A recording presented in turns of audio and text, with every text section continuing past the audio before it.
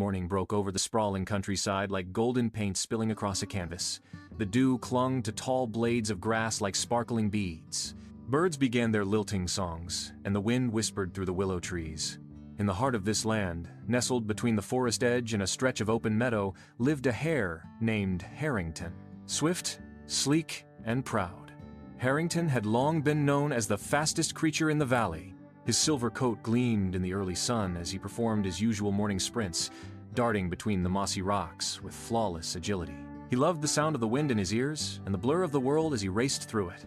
To Harrington, speed was everything: identity, pride, and joy. As he paused for breath beneath a thistle bush, he glanced toward a distant fence that marked the edge of the old farmhouse ground. From there came a slow-moving figure, a hound, ambling across the field with heavy steps.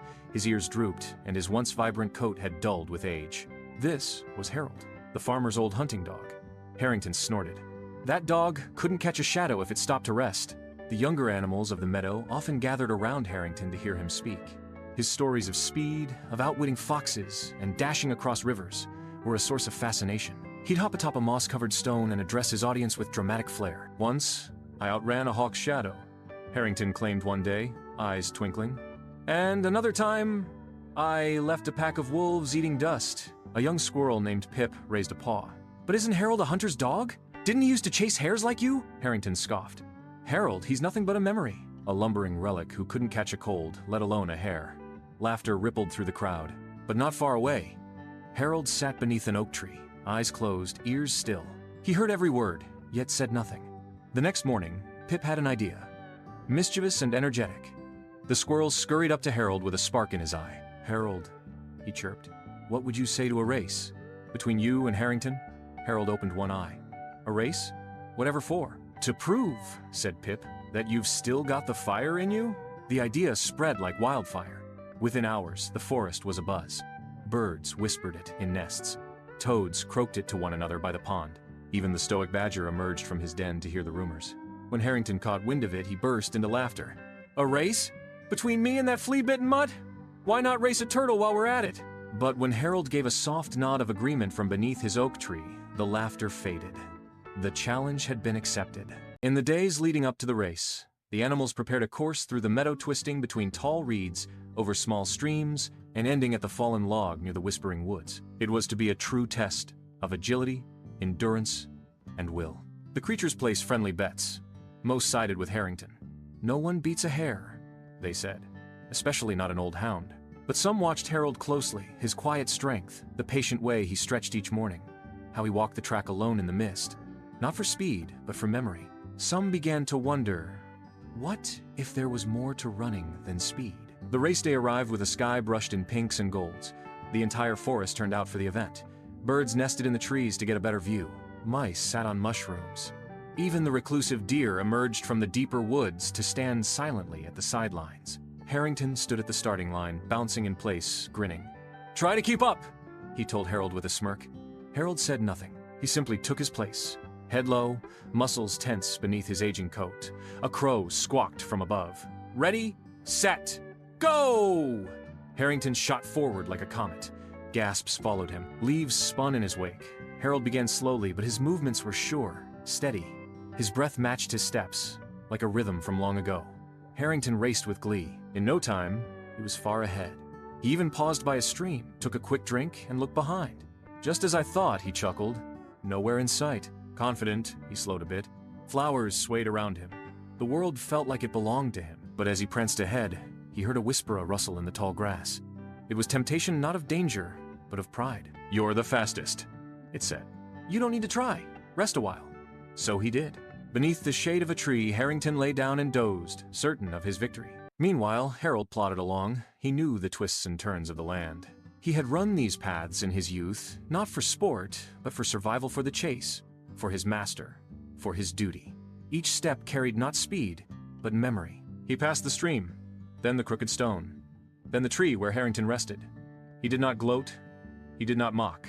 He simply continued, and somewhere in the back of his mind, a thought rang clear. Purpose is stronger than pride. As Harold padded onward, the tall grass bowed to his passing. The wind brushed through the trees and whispered gently in his ears, reminding him of younger days when he was the pride of the hunter's kennel. Back then, his legs were stronger, and his lungs never faltered. But now, each breath carried a rasp, and each step came with weight. Yet, he did not falter. Around him, the wind seemed to speak not with words, but with memories. It rustled the leaves like pages in an old book, and he read them silently. The joy of the hunt, the loyalty of service, the thrill of the chase, but always, the purpose, that memory kept him moving forward. Under the shade of a twisted sycamore, Harrington stirred. His nap had been longer than he planned. He yawned, stretched his long legs, and blinked lazily toward the path behind him. And then, a chill. In the distance, he saw a flicker of movement, a shape, a figure. The Hound. Harold was still running. The Hare leapt to his feet. Panic set in. No, no, no, he can't be this close, he muttered. His pride had been so certain, so blind. Anger flared. He burst into a sprint, but it wasn't graceful like before. His muscles were tight from sleep, his footing uneven. He tripped once, twice before finding his rhythm again. The trail narrowed into a rocky descent near an old creek, a place that Harrington usually avoided because of its uneven terrain. But now, there was no time for detours. His claws scratched over the pebbles. He bounced and slid, losing precious seconds. Harold, on the other hand, approached the creek with care. He knew this ground. He had crossed it countless times as a young dog.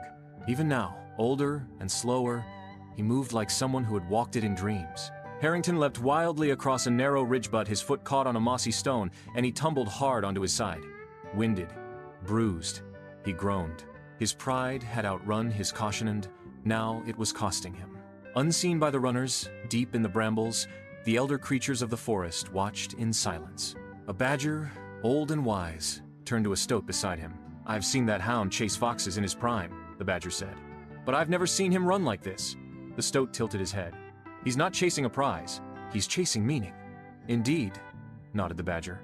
"That hare is running to win, but the hound he is running to teach." And in the swaying trees, the owls blinked with solemn understanding. The race had become more than a contest. It was becoming a lesson. The path forked near the eastern ridge. One way was smooth but longer, winding around the base of the hill. The other was treacherous, a steep climb straight up a rocky rise, shaving off minutes but risking injury. Harrington reached the fork first. His heart pounded in his chest. Sweat matted his fur. He hesitated for a second, then took the steep path. He leapt with desperation, claws digging into earth and stone. His legs, though powerful, began to shake. He had pushed too hard. Behind him, Harold arrived at the fork. He paused, sniffed the air, and chose the safer, longer path without question. He wasn't chasing time, he was chasing truth. As Harrington struggled to ascend the ridge, a falcon circled above, watching with sharp eyes. The bird gave a shrill cry, startling Harrington. He looked up and nearly lost his grip. His foot slipped.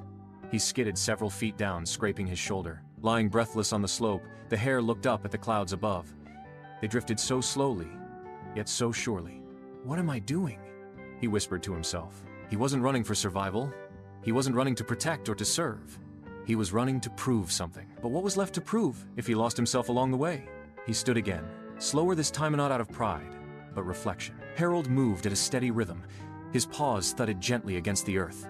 He felt the beat of his heart, not as thunder, but as a drum keeping time with purpose. As he neared the final stretch, the fallen log came into view, in the distance the finish line.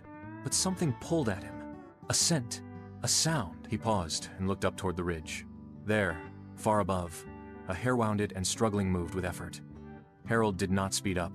He did not slow down. He just kept moving, steady and sure, knowing that the race was never about finishing first. It was about finishing with honor. Moral of the story: The Hare and the Hound. In the quiet rhythm of paws and heartbeats, the old hound taught the meadow a lesson the hare had never learned. True strength lies not in speed, but in purpose. While the hare raced for pride, the hound ran with memory, discipline, and quiet resolve. The hare's confidence made him careless. The hound's patience made him steady. Though one was faster, the other was wiser. The race was not won by haste, but by heart.